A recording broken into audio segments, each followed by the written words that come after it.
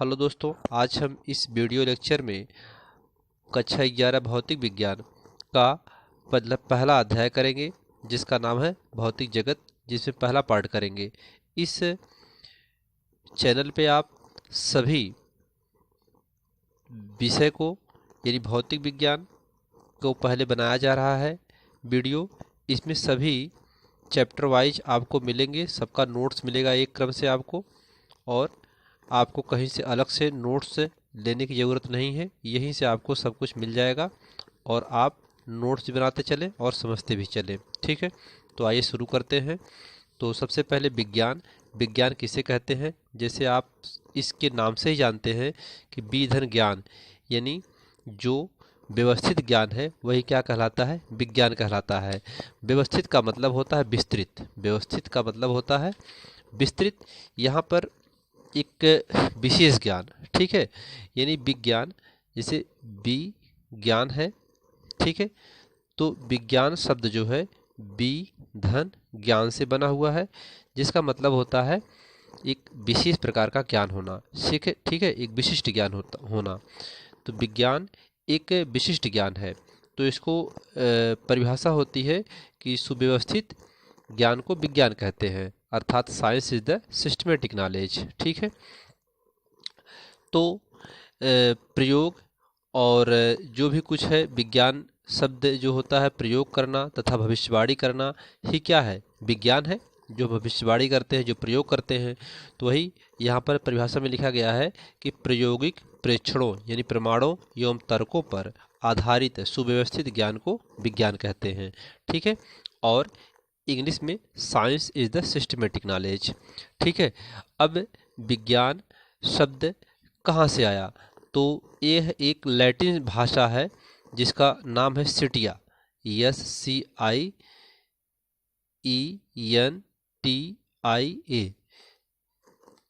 इसका मतलब होता है जानना। सिटिया का मतलब क्या होता है? जानना। ठीक है, जिसका अर्थ होता है जानना। ठीक है, सिटिया का मतलब। तो विज्ञान का मतलब होता है सीखना अर्थात जानना।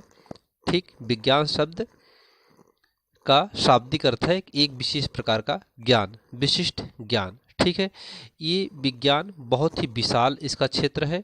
ठीक है, इसलिए इस विशाल क्षेत्र को सुविधा के लिए विज्ञान को अनेक शाखाओं में बांटा गया है, जैसे भौतिक विज्ञान, रसायन विज्ञान, जीव विज्ञान, वनस्पति विज्ञान, खगोलीय विज्ञान, कंप्यूटर विज्ञान आदि बहुत सारे विज्ञान बनाए गए। ठीक है, तो अब हम लोग इसमें आगे देखते हैं कि विज्ञान की परिभाषा क्या है कि प्रायोगिक प्रेक्षणों एवं प्रमाणों एवं तर्कों पर आधारित सुव्यवस्थित ज्ञान को विज्ञान कहते हैं। भौतिक विज्ञान की परिभाषा को देखते हैं। अब भौतिक विज्ञान को अंग्रेजी में क्या बोलते हैं? फिजिक्स बोलते हैं। ठीक है, अब फिजिक्स जो है ग्रीक भाषा के शब्द फ्यूसिस, एक वर्ड है फ्यूसिस, जिसको इंग्लिश में बोलते हैं फ्यूसिस, FUSIS। ठीक है, फ्यूसिस से लिया गया है, यानी फिजिक्स जो है वह फ्यूसिस से लिया गया है। यह ग्रीक भाषा के शब्द फ्यूसिस से लिया गया है, जिसका अर्थ है प्रकृति। जिसका क्या अर्थ होता है? फ्यूसिस का अर्थ होता है प्रकृति। इसका तुल्य संस्कृत शब्द में भौतिकी होता है। ठीक है, यह भौतिकी एक संस्कृत शब्द है और जिसका अर्थ होता है फ्यूसिस का प्रकृति। ठीक है, इसका क्या अर्थ होता है? प्रकृति। ठीक, और यह नेचर, इसका तुल्य संस्कृत शब्द जो होता है वो होता है भौतिकी। क्या होता है? भौतिकी। ठीक है, भौतिकी होता है जिसका उपयोग भौतिक जगत के अध्ययन से संबंधित है। ठीक है, तो भौतिक विज्ञान के अंतर्गत प्रकृति एवं प्राकृतिक घटनाओं का वैज्ञानिक अध्ययन किया जाता है। ठीक है, तो भौतिक विज्ञान के अंतर्गत हम लोग प्रकृति एवं प्राकृतिक घटनाओं का अध्ययन करते हैं, वैज्ञानिक अध्ययन करते हैं।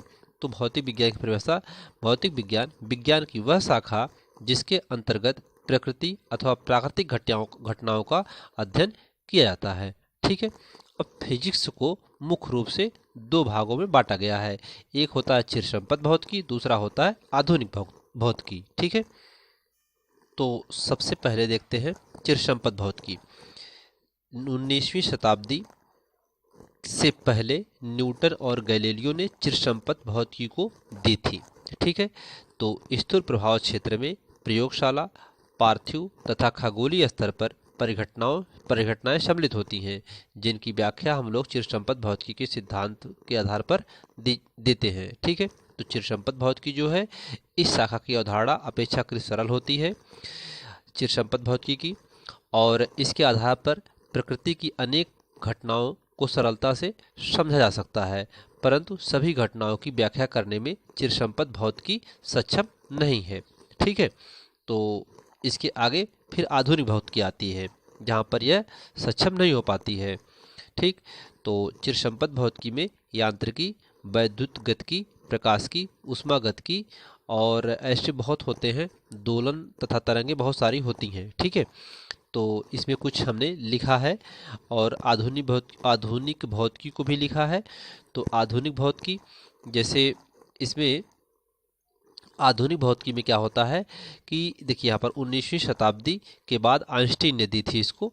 तो इसमें नाभिकीय भौतिकी, ठोस अवस्था भौतिकी, आपेक्षिकता, अभियंत्रक और बहुत सारे इसमें होते हैं। ठीक है, तो इसमें जो होता है आधुनिक भौतिकी में नवीन अवधारणाओं पर आधारित तथ्यों के आधार पर आधुनिक भौतिकी का विकास हुआ। इस भौतिकी की अवधारणा जटिल होती है। ठीक है, यह भौतिकी अब तक प्राप्त सभी प्रायोगिक तथ्यों की व्याख्या करती है, आधुनिक भौतिकी। ठीक है, तो सबसे पहले चिरसम्पत्त भौतिकी के अंतर्गत क्या है उसको देखते हैं। नंबर 1 है यांत्रिकी, जो चिरसम्पत्त भौतिकी के अंतर्गत आता है। ठीक है, तो यांत्रिकी में इस विषय में स्थूल जगत में वस्तुओं की निम्न वेगों पर व्यवस्थित गति का अध्ययन किया जाता है। यानी यांत्रिकी जो है न्यूटन के गति के नियम तथा गुरुत्वाकर्षण के नियम पर आधारित है। यांत्रिकी न्यूटन के गति के नियमों तथा गुरुत्वाकर्षण के नियमों पर आधारित है। इन नियमों के आधार पर कणों, दृढ़पिंडों की गति एवं उनके संतुलन, रॉकेट नोदल, जल तरंगों का संचरण, वायु में ध्वनि तरंगों का संचरण, किसी भार के कारण झुकी क्षण आदि का अध्ययन किया जाता है। यांत्रिकी में द्रव्य यानी ठोस, द्रव, गैस, ये तीनों नियमों के साथ द्रव्यमान, बल, जड़त्व आदि भौतिकी राशियों का अध्ययन किया जाता है इस यांत्रिकी में। ठीक है, ऊष्मागतिकी, इस विषय में कणों की अव्यवस्थित गति अर्थात ऊष्मा और ताप का अध्ययन किया जाता है ऊष्मागतिकी में। यानी ऊष्मागतिकी के निकायों का ऊष्मीय संतुलन, उससे संबंधित नियमों, ऊष्मीय प्रवाह, ऊष्मा का कार्य के रूपांतरण तथा ऊष्मा स्थानांतरण के कारण निकाय की आंतरिक ऊर्जा, ताप एवं एंट्रॉपी आदि में परिवर्तन का अध्ययन किया जाता है।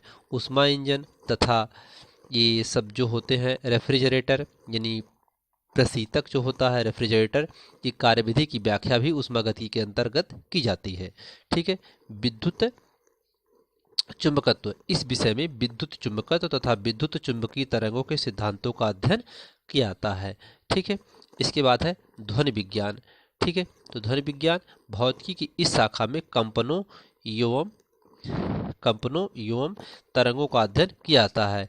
ठीक है, यानी इसमें विभिन्न वस्तुओं के कंपित वस्तु द्वारा उत्पन्न विक्षोभ के संचरण आदि का अध्ययन करते हैं।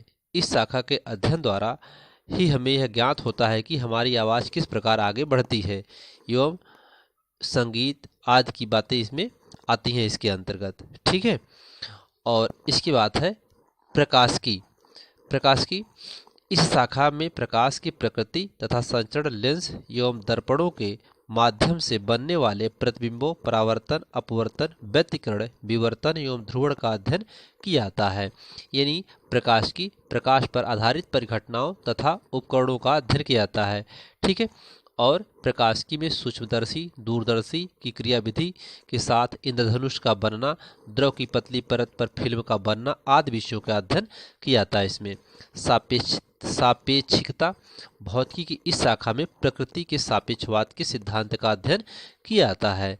ठीक है, नाभिकीय भौतिकी की इस शाखा में परमाणु के नाभिक और उनके गुणों का अध्ययन किया जाता है। ठीक है, इसके बाद है अगला कड़ी भौतिकी। कड़ी भौतिकी क्या होती है? कड़ी भौतिकी जो होती है भौतिकी की इस शाखा में उन कणों का अध्ययन किया जाता है जिसमें सभी पदार्थ बने हुए होते हैं। ठीक है, उन कणों का अध्ययन करते हैं जिसमें सभी पदार्थ क्या होते हैं? बने हुए होते हैं। ठीक है, उसे बोलते हैं कड़ी भौतिकी। क्वांटम भौतिकी। क्वांटम भौतिकी जो होती है भौतिक की इस शाखा में नवीन भौतिकी के सिद्धांतों तथा प्रकाश व कण की द्वैत प्रकृति का अध्ययन किया जाता है। ठीक है, तो इस प्रकार से इसमें इस लेक्चर में इतना ही। आगे आपको भौतिकी के नवीन तकनीकों के आधार पर उदाहरण बताएंगे, अर्थात आधुनिक भौतिकी के बारे में बताया जाएगा। धन्यवाद दोस्तों। इस लेक्चर में भौतिक विज्ञान कक्षा 11 एनसीईआरटी पर आधारित पूरा कंप्लीट कोर्स करवाया जाएगा। इसमें आपको एक तरफ से नोट्स मिलेगा और पूरा हल मिलेगा। आपको किसी भी प्रकार को आपको कोई दिक्कत नहीं होगी। अगर आपको वीडियो अच्छा लगेगा तो प्लीज़ आप इसे लाइक करें, सब्सक्राइब करें, शेयर करेंगे। धन्यवाद।